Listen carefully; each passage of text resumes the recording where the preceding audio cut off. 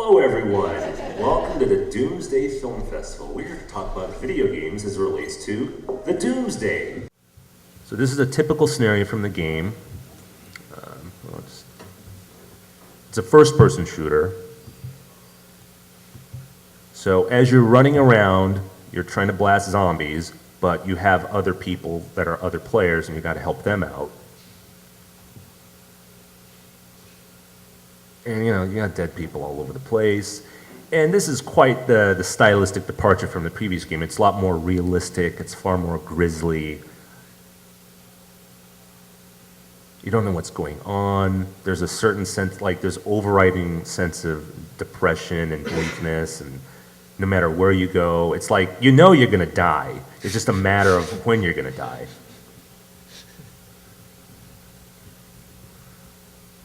All right, so let's take a look at Fallout 3, which is another popular game. Now in Fallout 3, there's been some sort of a cataclysm, and you're in Washington, D.C., correct? Yes. Yes. Yes. Now, the thing is like, video games has traditionally been very cartoony and very stylized, but now you're getting graphics to the point where it's so realistic. Now, what do you gentlemen think of games being so much more realistic? Is that going to change the tone of the apocalypse as how it's being used? Or do you think it services even better, or does it sort of make it even almost too scary and too unsettling? Like for me, I don't think I would play this game just because it's just a little too, it's just too heavy. Well, besides for the giant green ogres, I would say that it does build on sort of a realistic background, right? So you see a lot of the monuments in DC. They have either some kind of a narrative role or some kind of purpose in this game. But at the same time, it's this reminds me of say cartoons and comic books. It's sort of in the context of something that you understand to be not real, that you can sort of then engage with something that is realistic on that level. And so one of the themes, without ruining the narrative too much, but you go to certain areas, and areas will have a variety of missions for you to carry out. One of those areas has a lot to do with people that are slave drivers, essentially. They call them slavers. And so there's a theme there that I think is very interesting to bring up, right? So this is sort of the Mad Max kind of variety in the US, where some of the missions you'll have to do is like you have to go around and find certain people and enslave them and bring them back to this camp, and you'll get rewarded for this. And so it's up to you to make that decision to do that or not, right? But I think that feeds sort of despite it being sort of a clunk, I mean, it's a game at the end of the day, right? No matter how realistic it is. But it allows you to sort of engage those type of topics that you may or may not be able to do in a different context. I agree, though. I think the hyper-realism in graphics may prove somewhat of a problem. This is why I think, a lot of games, some of the Resident Evils and games like Resistance, choose a very distinct historical feel that is not of our own time. So it's kind of to not freak you out and say, yeah, we know this looks really real, but hey, this happened in the 50s or this happened in the 30s.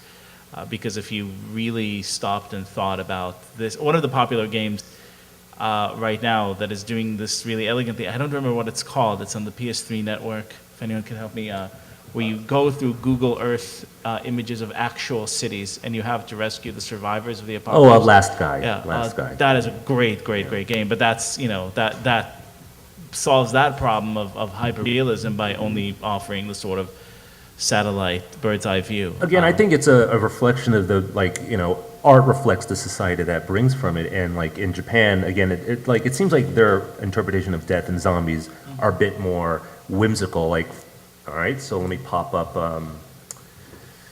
There's a game called Dead Rising, and basically you're just some dude who is in a mall, similar to Dawn for Dead. And you're just running around trying to survive. You're a photographer and you're going to investigate some sort of incident that happened in a mall, and you encounter all these people that are trapped because they're surrounded by dead people. And the game is, I guess it could be viewed as sort of scary, right? Like you have a bunch of undead people that want to like zombify you, but the way that the action is presented, primarily just simply using any found object to bash up zombies, and the fact that like there's bodies all over the place, it seems almost like it's a big joke, right? It's sort of humorous. Very arcadey style Yes. game, I think. Yeah. Looks good. You can sort of make this juxtaposition, I think. And so, where you have traditionally, of course, in a video game, because they started off as arcades, especially sort of the button mashing type of genres, you need hundreds and hundreds of henchmen. This is like Teenage Mutant Ninja Turtles. You have to have the foot, right? So, in other words, otherwise, if you just kill two guys and the game's over, it would kind of be a crappy game. So that's on that level, like to have zombies or evil robots or some crap from space come fly in and try to eat your face. That's, I think, fundamentally, that feeds into the game mechanic. What you have with games like BioShock, what you have with games like Fallout, is that the bad guys are at least somewhat motivated. They stop being these flat, sort of contaminated characters that are basically just crazy for crazy's sake. But other than that, they had this virus, or their blood was poisoned, what have you. I think that's a very different angle on sort of the nature of the evil that you encounter, during, after, or before the apocalypse, so to say. Okay, now here's footage from Resident Evil 5, which I mentioned earlier, and not to sidetrack to some boring discussion on like economics, but video games aren't doing so well in Japan right now. So they're creating more content that appeals to American sensibilities. And this is a pretty American game as far as I'm concerned in terms of just the way it looks, atmosphere. It's a lot more bleak. It's a lot more depressing. I can learn how to hit the button. Oh my goodness.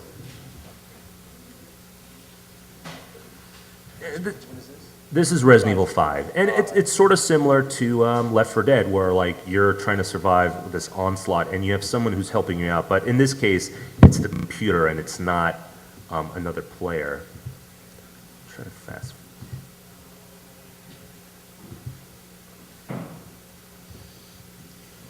Having a little technical difficulty trying to fast forward through this. But and the thing is, like, this game received a certain degree of backlash because it was so realistic that, and perhaps you've heard of this, that people were not very comfortable with certain portrayals of how, like, the game takes place in an African village, so you had a lot of black zombies attacking white people, and there was a real strong backlash. They had to change the development of the game. They made the zombies a bit more multicultural. They gave you a black female partner. Some of these were originally in the game. Some of these were definitely added because of some of the controversy that was happening. By the way, does anyone in the audience have any questions, any comments? Back there, I see your hand. So we have all these different kinds of games, whether you can be like first-person shooter or you're in a group and a team. On the whole, how do you end? Like, how do you, if you win the game and successfully, kill people and survive, what happens? Is the world safe? Are you just safe? Is it better?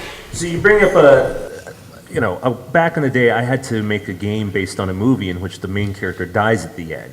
I mean, that's just how it worked. So I had to change the movie because in the game, you go through all this effort. You don't want to die, right? I mean, you're playing the game to avoid death. So in a lot of these games, again, the end of the world already happened. So all the meaningless people died beforehand. Now it's you and your friends. And in a game like Left 4 Dead, it ends with like some sort of note where like you're safe for the time being, but you're safe. I think for the time being is the key word here, because as we said before, this heritage of classic video games of the point just being surviving for as long as you can. I really don't remember ever playing sort of like a post-apocalyptic game and actually feeling good at the end because I won, because it's really clear that it's just a temporal proposition. I mean, you played Resident Evil 4. You're only safe until Resident Evil 5 comes out, really, and yeah, and I mean the video game industry is so built up on sequels as well, and one of the only industries where the sequels a lot of the time get better and better. Yeah.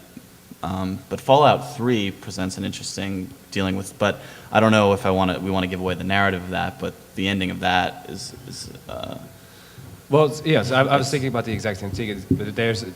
I think you're referring to the same thing that you have in BioShock, right? So. Yeah.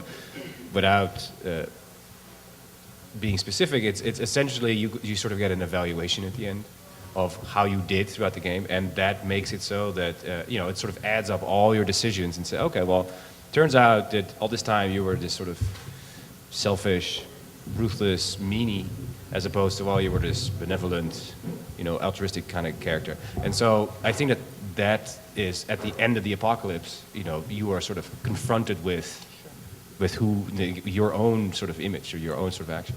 And I think, to go back a little bit to a bit of an economic discussion, I think this goes hand in hand with Fallout 3's like really, really great decision of just releasing so much content, to download online, that the game really kind of never ends. You just go on to more and more content, as opposed to being really dumb about it and say, well, wait 2 years until Fallout 4 comes out so you can pay another $60 and you won't care by then because something else will come out.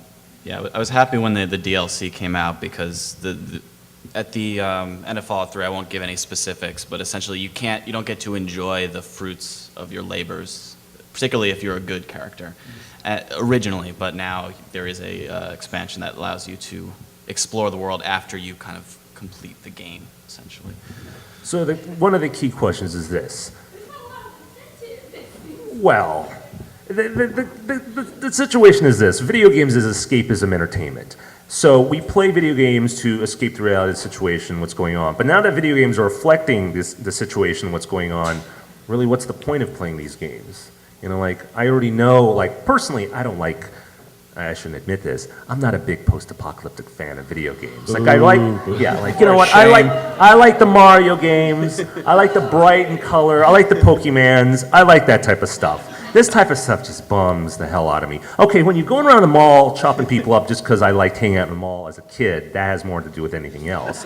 But Fallout 3, my God, so depressing. Jesus Christ. And what I thought was great about Left 4 Dead, because zombie games, I'm kind of have lost a little interest. I loved Resident Evil 4, but I'm kind of over it. But Left 4 Dead, what was so great about Left 4 Dead is that it gave you a whole new way to experience it. And it's more about, the same with Fallout 3 for me. For me, games are not necessarily about beating them anymore in a lot of ways. A lot of the enjoyment. And that's Is that because you don't have enough time? Games are too difficult? Games are too long? I don't have enough time. That's one. But another two, I think it's just, especially Fallout 3, all the situations you're in. You want to beat a mission. Each mission is its own thing. But I'm not always looking towards the end. Because, and then Left 4 Dead, I think what's great is it's about how different it is every time you play it. Just because people who you react play, differently, the different people you play with, and the way I believe, I haven't played a ton of it, but I believe that don't enemies sort of spawn in different spaces, slightly different spaces from level to level each time you play? Do you? But I don't play those type of games. It gives you a more social way of enjoying, and like what we were talking about earlier about how you really feel like you're banding together with your friends to try to survive this sort of thing, not just going through. Resident Evil games are pretty structured, and you fight the next boss, they're beautiful, but you don't have as much choice, which is what I liked about Left 4 Dead.